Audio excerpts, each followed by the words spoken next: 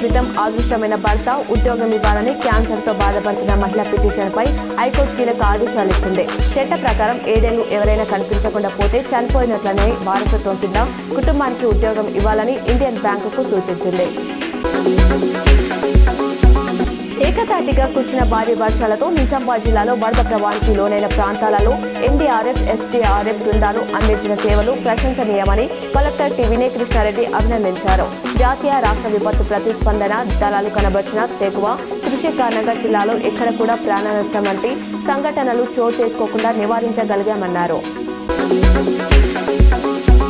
అత్యవసరంగా ఏర్పాటు చేసిన అసెంబ్లీ సమావేశాలు ఇవాళ హాట్గా సాగనున్నాయి. కాళేశ్వరం నివేదిక, బీసీ రిజర్వేషన్ల కొత్త బిల్లుకు ఆమోదం తెలపడం వంటి 2 కీలక అంశాలపై సభలో చర్చ జరగనుంది. కాళేశ్వరం ప్రాజెక్టు నివేదికతో గత ప్రభుత్వాన్ని ఇరుకున పెట్టే విధంగా బీసీ రిజర్వేషన్ను తమకు అనుకూలంగా మలుచుకునేలా అధికార పార్టీ ముందుకెళ్తున్నట్లు తెలుస్తోంది. ఉద్యోగుల పెండింగ్ బిల్లులకు సంబంధించి దాదాపు 700 కోట్లను వారి ఖాతాలో ప్రభుత్వం జమ చేసింది. ఉద్యోగుల సప్లిమెంటరీ వేతన బిల్లులు 392 కోట్లు, జనరల్ ప్రావిడెంట్ ఫండ్ కింద మరో 308 కోట్లను ప్రభుత్వం చెల్లించినట్లు ఉద్యోగ సంఘాల నేతలు వెల్లడించారు. ఇంకా 10,000 కోట్ల వరకు బిల్లులు రావాలని తెలిపారు. నందిపేట్ ఉమ్మడి గోదావరి వద్ద గణేష్ నిమజ్జన కోసం పోలీస్ కమిషనర్ సాయి చైతన్య పరిశీలించారు.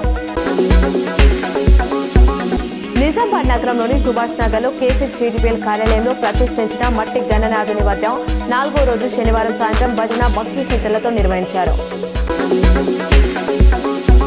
నిజామాబాద్ నగరంలోని అమల్వాడి సార్వజనిక గణేష్ ఎన్టీఆర్ చౌక్ శుభంకరోతి కళ్యాణ గణపతి ఆలయంలో గణేష్ ఉత్సవాల్లో భాగంగా 5వ రోజు ఆదివారం అర్చకులు ప్రత్యేక పూజలు నిర్వహించారు. పెద్ద ఎత్తున భక్తులు పాల్గొన్నారు. సెప్టెంబర్లో స్థానిక సంస్థల ఎన్నికలు నిర్వహించాలని నిన్న రాష్ట్ర కేబినెట్ నిర్ణయించిన విషయం తెలిసిందే. ఈ మేరకు ఎన్నికల సంఘం కార్యాచరణ ప్రారంభించింది.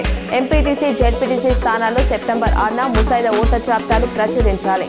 6-8 వరకు వాటిపై అభ్యంతరాలు, వినతులు స్వీకరించి 9న వాటిని పరిష్కరించాలి అని తెలిపారు.